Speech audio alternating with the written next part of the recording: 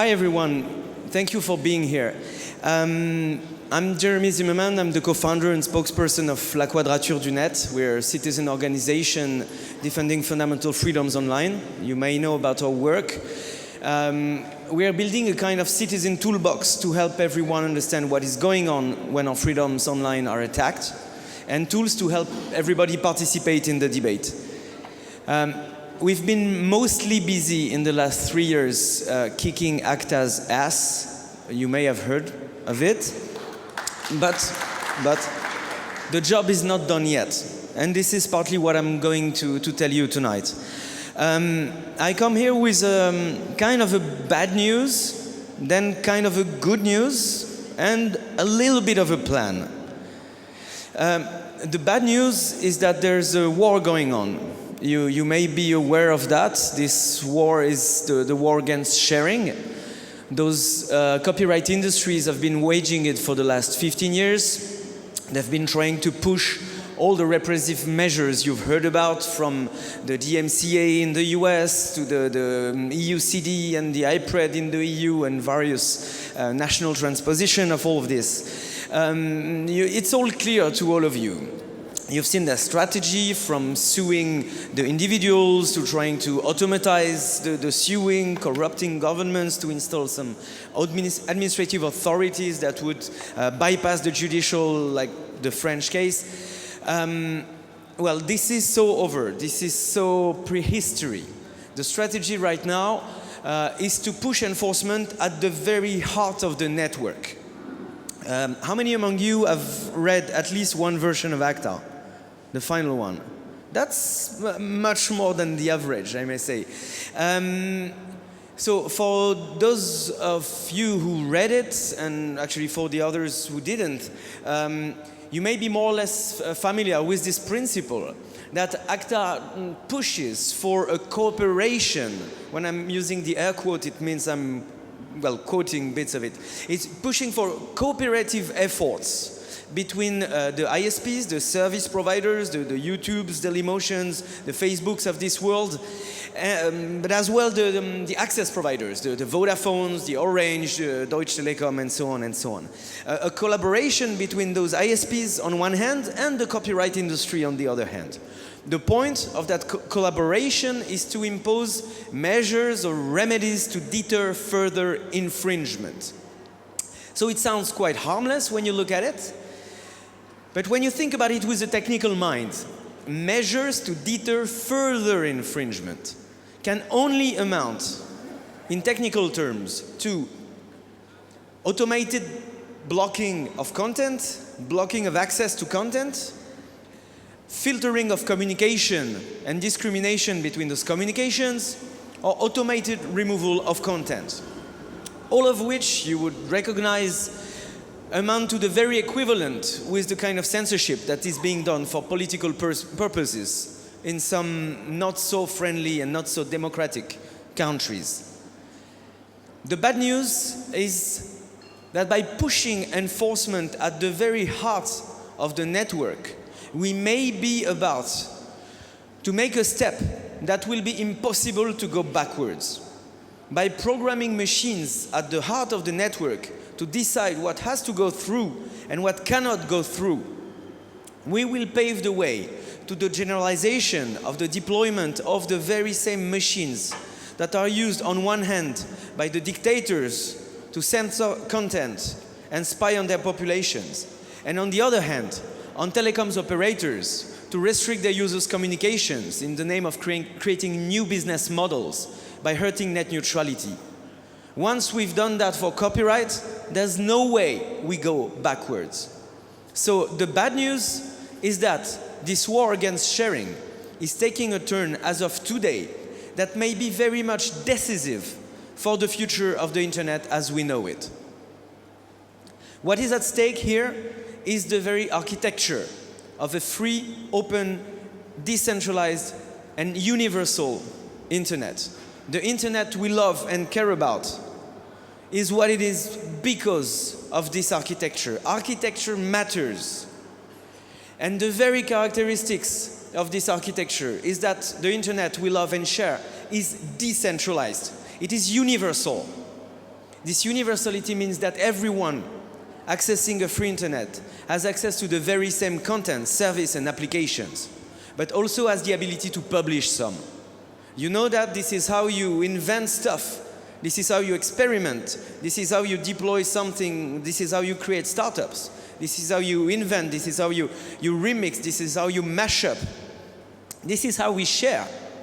It is because of the very universality of this architecture that we call the internet, that we're about to maybe change our societies, that we're about maybe to change ourselves and become better persons, if it remains that way. Well, by its universality, a free internet is what economists would call a common good. It is universal, therefore we all share it, we all own it.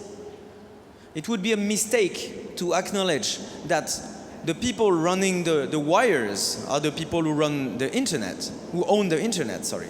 That the people who run the routers are the people who own the internet, that the people who manufacture those terminals that enslave you into proprietary software, hell, and closed chips are the ones who own the internet. No, the internet as the aggregate of our intelligences is a common good. We all own it. We all have our share in it, even if we're using Facebook or whatever other centralized bullshit there is out there. And as a common good, we commonly own it, which means that we have a responsibility over it. We have a responsibility to deliver to the next generations the very same tool we had between our hands to become better persons and to change our society. This is one of the greatest responsibilities we've had. This is probably one of the most important challenges our generations have to face. And you know probably as well as I do that if we do not manage to maintain this universal architecture as it is, all the other global issues that are at stake, whether they're environment, finance, energy, or whatever, will be so much more difficult to solve in a way that would represent us, that would represent the general interest. But you probably all know that already because you're here in Republica, right? So that was the sad news. The good news is that there is something we can do about it, and that we have evidence of that. You've all witnessed the SOPA and PIPA fight in the US. Some of you may actually believe that this was a fight in the US. But most of us know that it wasn't. It's not the US citizens alone who kicked SOPA and PIPA out of the Senate and the Congress. It's the whole internet. It is us. It is every one of us. I mean, we turned a website, we blacked out a website for SOPA and PIPA because we thought it was mostly the same thing as ACTA, but I guess that many of you did the same. Many of you blogged about SOPA and PIPA in your own language, tweeted, retweeted. We were all part of it. The internet, the universal and free internet, kicked SOPA and PIPA's ass. And that's something. And that's evidence for everyone who will tell you, oh, there's nothing we can do about that, you know. It's over, we cannot fight it, and so on. No, it's wrong. And look at ACTA. Who here never heard about ACTA? Who have never heard about ACTA? Nobody. Nobody. 1 year ago, the answer would have been the total opposite. We've been working, and when I say we, it's not only La Quadrature du Net. Many people around here, once again, all of us, we worked for that. The whole internet went on fire when the European executive, with all its arrogance, signed this thing a very few days after the seizure of Mega Upload by the FBI. The whole internet turned on fire. It's not only the EU. And once again, we achieved something incredible. We literally turned the European Parliament over. Well, we may be about to do so. And that's one of the, maybe the sad part in the good news, is that we may be about to win about ACTA in the European Parliament, but it's not won yet.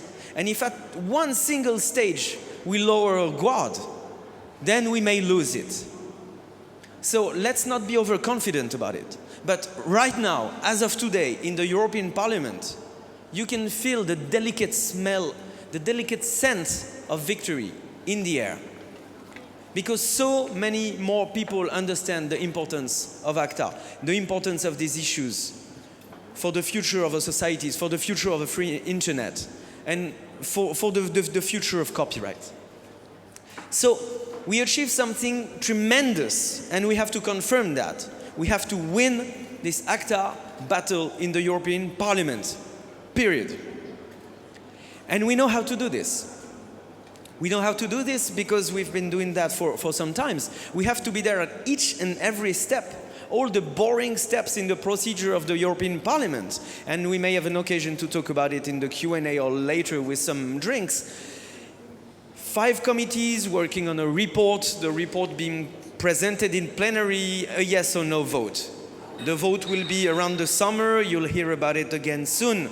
We have to be present and active and not lower our guard at each and every step. And we must win this ACTA battle in the European Parliament.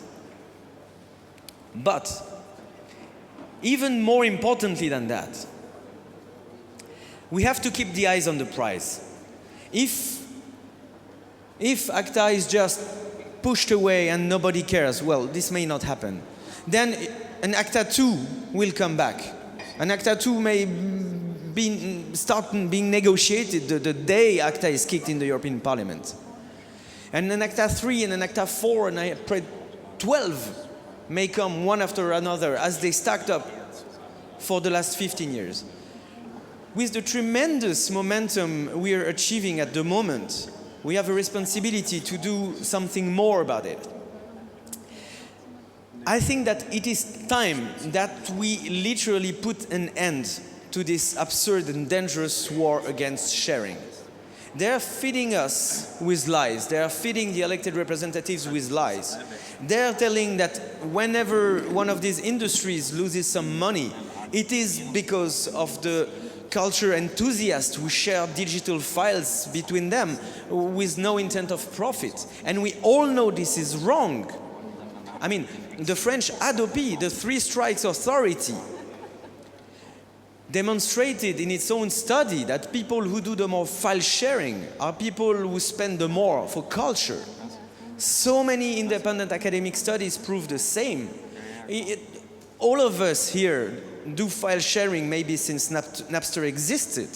And all of us know that the more you get access to culture, the more cultivated you get, the more culture matters to you, the more you will go to concert, to theater, to movies, the more you will buy books. It's exactly the same thing as the people going in the libraries, borrowing the more books in the libraries, being the people who buy the more books. We all know that, right? Well, then we must turn that into public policy. So those industries stop attacking the very essence, the very fabric, the very architecture of what makes our free internet so great. And there is a very simple solution for that. It's called the limitations and exceptions to copyright. It's called fair use. This is the bit of the law where the author doesn't have his or her word. This is part of copyright. These are parts that are excluded from copyright. These are parts that are of general interest. When you want to show a movie to a classroom, you do not have to ask for permission because education is of higher social value than copyright. When you lend a book to a friend, you don't ask for permission because lending and friends and sharing is more important than copyright, and it couldn't be enforced anyway. When you create a parody of the work, you don't have to ask for permission. You just do it. Because a parody is essential for freedom of speech, which is essential for democratic participation, that is indeed more important than copyright. Well, sharing of culture is just the same. And we have to shout it loud and clear. We have to make evident, and we have to stand for it. We have to turn the sharing of files between individuals and not for profit into an exception to copyright. And then we will ultimately shut the mouth of those industries will go counter to our fundamental freedoms online and counter to the most precious tool we have between our hands for improving the world we live in. So that's the plan. And now you ask me, how do we get there? You ask me. How do we get there? Thank you. The answer is partly I don't know, and partly I got a bit of a clue. There is this 2001/29 directive in the EU that was supposed to harmonize copyright, but didn't harmonize anything. It is a failure on all regard, and the two studies that landed on the Commission's desk said the same.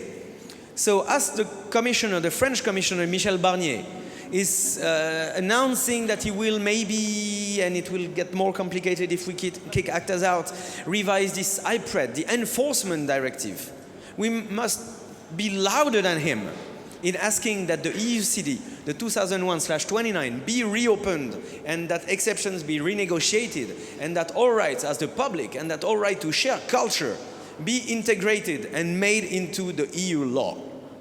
I have the impression that this is something we can achieve. And how do we do that? Well, first of all, we look at what we did. We look at what we did with SOPA, PIPA, and ACTA, and we ask ourselves how to do it better. What we did was to use every single node of the decentralized internet for what it was, or for what it wasn't, for what we hadn't think it was. Is to use every single word we had in our minds to make it loud and clear that those things had to be kicked out. Is to use every single pixel that we found available online and turn it into something else that was conveying a message. It's to go and talk to every possible community, from the development people for access to medication in Africa, to the AIDS patients and gay rights people, to the people, the farmers sharing seeds, to some artists, to the standard human rights organizations, to journalists, to outreach everywhere. And we have to convey this message. This is our responsibility, to care about this free internet and to protect it from those interests that want to turn it into some television 2.0. We have to do it because we understand what it is about. We have to do it because as we understand what it is about, and as this is a common good that we own and share collectively, and as this is a battle that we have an occasion to win, well, we just cannot afford to lose that one. I thank you very much.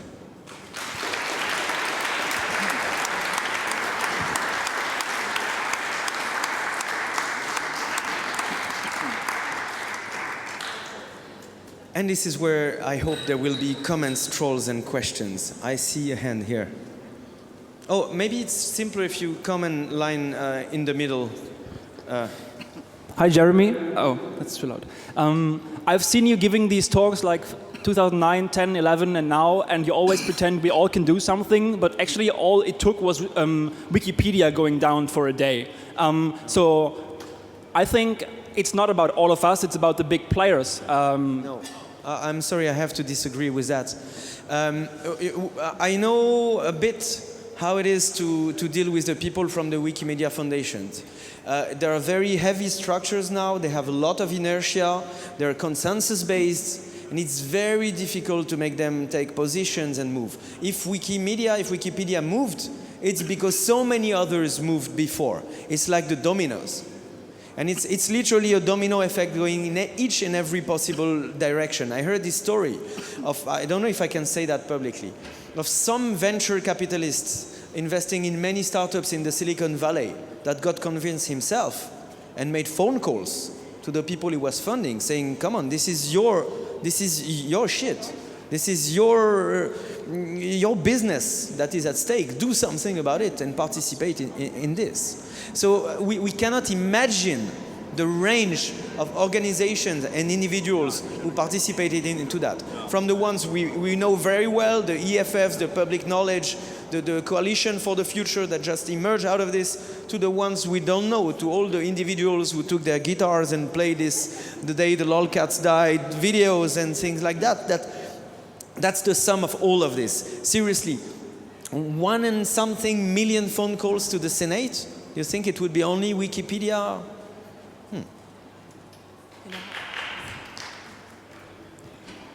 Hey, this is me again. Thank you for this great presentation. I want to talk a little bit about something different. What you're mentioning is actually a conflict in culture.